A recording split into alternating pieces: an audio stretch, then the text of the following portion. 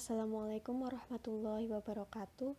Pada kesempatan kali ini saya akan menjelaskan tentang uji kesesuaian pesawat sinar ekg.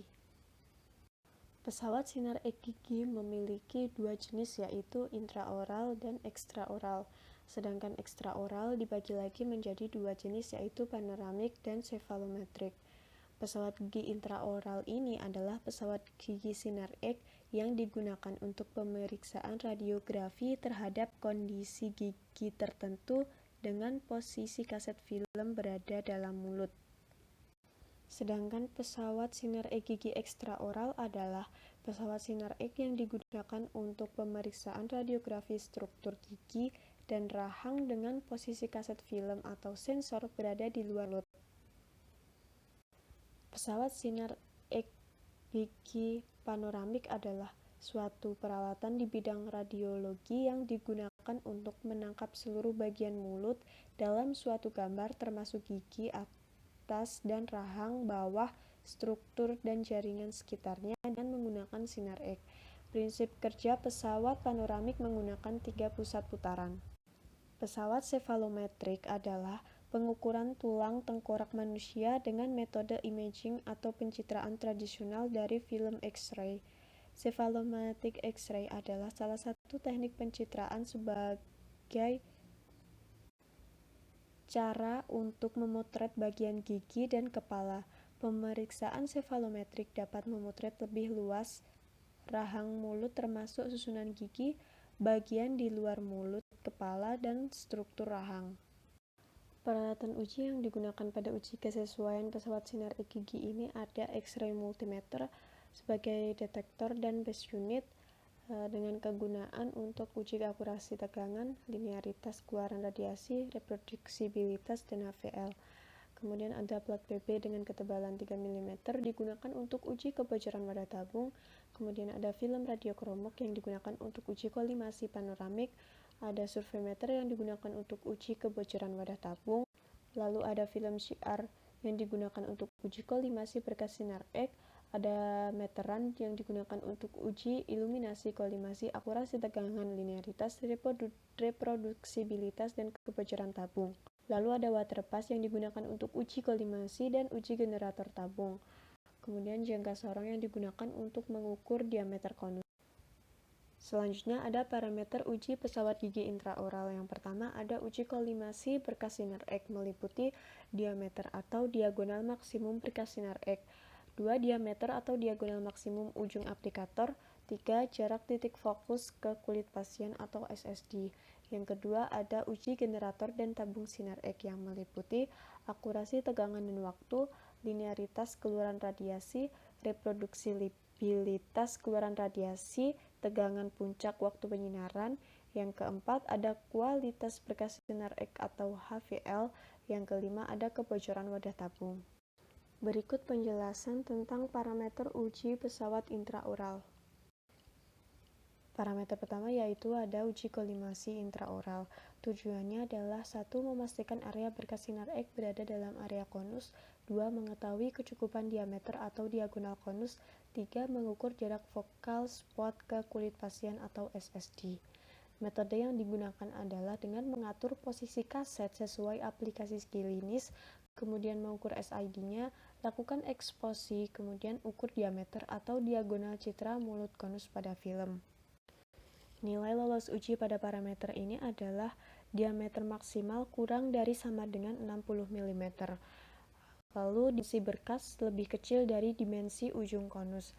SSD lebih besar sama dengan 100 mm pada kilovolt 60. Dan SSD lebih besar sama dengan 200 mm pada tegangan lebih dari 60 kVp. Yang kedua ada uji generator dan tabung sinar ek intraoral. Parameter ujinya meliputi akurasi tegangan dan waktu. Tujuannya adalah untuk mengetahui kesesuaian antara tegangan dan waktu setting pada panel kontrol dengan tegangan dan waktu yang terbaca pada alat ukur. Metode yang digunakan adalah meletakkan detektor di meja pasien, posisikan tegak lurus menghadap tabung, letakkan detektor 1 cm dari mulut konus. Atur tegangan 60 atau 65 kVp dengan 10 mas pada waktu 0,1 sampai 0,2 second. Nilai lolos ujinya adalah pada akurasi tegangan, penyimpangannya kurang dari sama dengan 6%. Pada akurasi waktu, penyimpangan waktunya kurang dari sama dengan 10%. Parameter selanjutnya ada uji linearitas keluaran radiasi, yang bertujuan untuk menguji konsistensi kenaikan nilai keluaran radiasi pada variasi arus atau arus waktu. Metodenya dengan mengatur tegangan 60 atau 65 kVp pada 10 mas dengan waktu lebih dari sama dengan 0,1 second dan kurang dari sama dengan 0,2 second. Dengan menggunakan mas yang sama, maka ma otomatis akan bervariasi.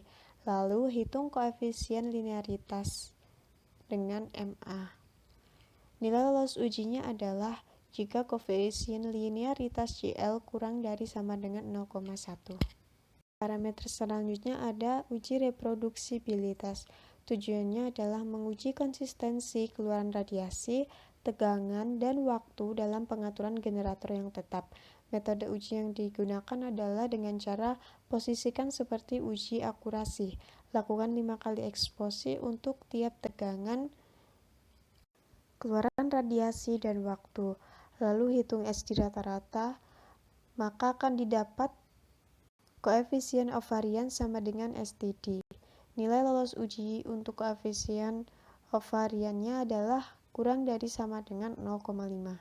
Parameter selanjutnya untuk uji generator ada kualitas berkas sinar X atau HVL. Tujuannya adalah menilai kualitas berkas sinar X dan kecukupan filtrasi untuk mereduksi radiasi sinar X energi rendah. Metodenya langsung diukur. Nilai lolos ujinya adalah lebih dari sama dengan 1,5 mm pada 60 kVp, lebih dari 2,3 mm untuk 80 kVp, lebih dari sama dengan 3 mm untuk 100 kVp, dan lebih dari sama dengan 3,2 mm untuk 120 kVp. Selanjutnya ada parameter kebocoran wadah tabung. Tujuannya adalah mengetahui posisi dan nilai kebocoran wadah tabung pesawat gigi. Metodenya adalah dengan menutup rapat konus dengan timbal SDD-nya 100 meter dengan setting tegangan 60 atau 65 kVp dengan arus 5 mA dan waktu sekitar 0,5 second. Lakukan eksposi dan ukur laju dosis. Nilai lolos ujinya adalah jika kebocoran wadah tabungnya kurang dari sama dengan 0,25 mg per jam. Selanjutnya ada parameter uji pesawat gigi ekstraoral. Ini meliputi uji kolimasi berkas sinar X. Uji kolimasi ini untuk panoramik meliputi kesesuaian dimensi berkas sinar X, dimensi slit, dimensi reseptor citra. Sedangkan untuk cefalometrik meliputi kesesuaian dimensi berkas sinar X dengan dimensi reseptor citra. Kemudian ada jarak titik fokus ke mid-sagittal lebih dari sama dengan 150 cm. Yang kedua ada uji generator dan tabung sinar X. Ini meliputi akurasi tegangan dan waktu, linearitas keluaran radiasi, reproduksibilitas, kualitas berkas sinar X atau HVL, dan kebocoran wadah tabung. Selanjutnya akan dijelaskan untuk setiap parameter uji pesawat ekstraoral. Yang pertama ada uji kolimasi pesawat ekstraoral untuk panoramik. Tujuannya ada mengetahui kesesuaian dimensi berkas sinar X serta kesesuaiannya dengan penanda reseptor citra. Metode atau cara yang digunakan adalah dengan mengukur dimensi penanda berkas sinar X pada permukaan reseptor citra. Kemudian mengukur dimensi berkas sinar X depan slot. Lalu lakukan eksposi dan ukur dimensi berkas sinar X pada reseptor citra. Nilai lolos ujinya adalah dimensi berkas sinar X di depan slit kurang dari dimensi slit. Dimensi berkas sinar X pada reseptor citra kurang dari sama dengan dimensi reseptor citra. Selanjutnya ada uji kolimasi untuk pesawat cefalometrik. Tujuan uji kolimasi ini adalah untuk mengetahui kesesuaian dimensi berkas sinar X dengan reseptor citra. Metode atau cara yang digunakan adalah dengan mengukur jarak titik fokus ke kulit pasien atau SSD, kemudian mengukur jarak titik fokus ke reseptor citra. Lalu lakukan eksposi dan pastikan berkas sinar X berada di dalam reseptor citra. Nilai lolos ujinya yaitu dimensi berkas sinar X kurang dari sama dengan dimensi reseptor citra. Berkas sinar X sesuai atau simetris dengan reseptor citra. Yang kedua ada uji generator dan tabung sinar X ekstraoral. Yang pertama itu ada akurasi tegangan dan waktu. Tujuannya adalah untuk mengetahui kesesuaian antara tegangan dan waktu setting pada panel kontrol dengan tegangan dan waktu yang terbaca pada alat ukur. Metodenya adalah dengan meletakkan detektor pada pusat berkas sinar X di reseptor citra. Lalu pastikan tabung sinar X dalam posisi horizontal sehingga berkas radiasi jatuh tegak lurus. Lakukan 5 kali eksposi dengan 20 mAs atau pada waktu 0,02 second kurang dari 1 second dengan variasi tegangan 60 kV sampai kV maksimal.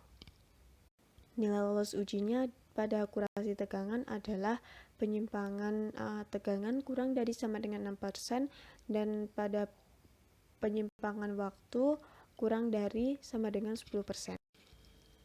Parameter uji selanjutnya ada linearitas keluaran radiasi.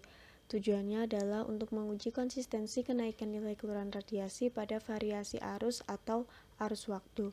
Metode atau cara yang digunakan adalah dengan men-setting pesawat panoramik pada tegangan 60 atau 80 kVp dengan arus waktu 10 mAs pada waktu 0 lebih dari sama dengan 0,1 kurang dari sama dengan 0,2 second. Dan pada pesawat cefalometrik disetting tegangan 70 kVp dengan waktu lebih dari sama dengan 0,1 second kurang dari sama dengan 0,2 second dengan arus waktu 3 sampai 15 mA. Jika digunakan variasi waktu, maka arus otomatis akan bervariasi. Kemudian hitung koefisien linearitasnya dengan arus. Nilai lolos uji pada parameter ini adalah koefisien linearitas kurang dari sama dengan 0,1. Selanjutnya ada uji reproduksibilitas. Tujuannya adalah untuk menguji konsistensi keluaran radiasi, tegangan, dan waktu dalam pengaturan generator yang tetap.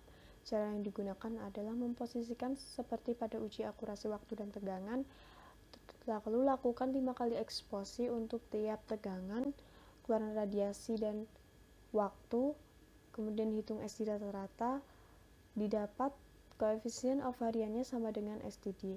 Nilai lolos ujinya adalah koefisien ovariannya kurang dari sama dengan 0,5 untuk tegangan, waktu, dan keluaran radiasi. Kemudian ada kualitas berkas sinar X atau HVL. Tujuan uji ini adalah untuk menilai kualitas berkas sinar X dan kecukupan filtrasi untuk mereduksi radiasi sinar X energi rendah. Metodenya adalah langsung diukur dengan non-invasif.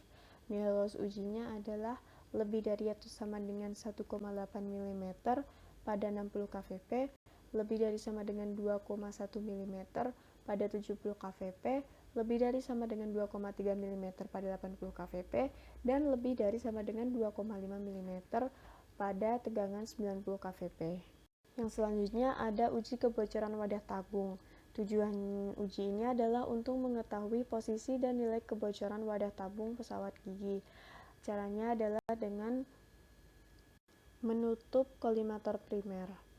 Nilai lolos ujinya adalah kebocoran wadah tabungnya kurang dari sama dengan 0,25 mg per jam. Dan yang dapat saya sampaikan, semoga bermanfaat dan terima kasih.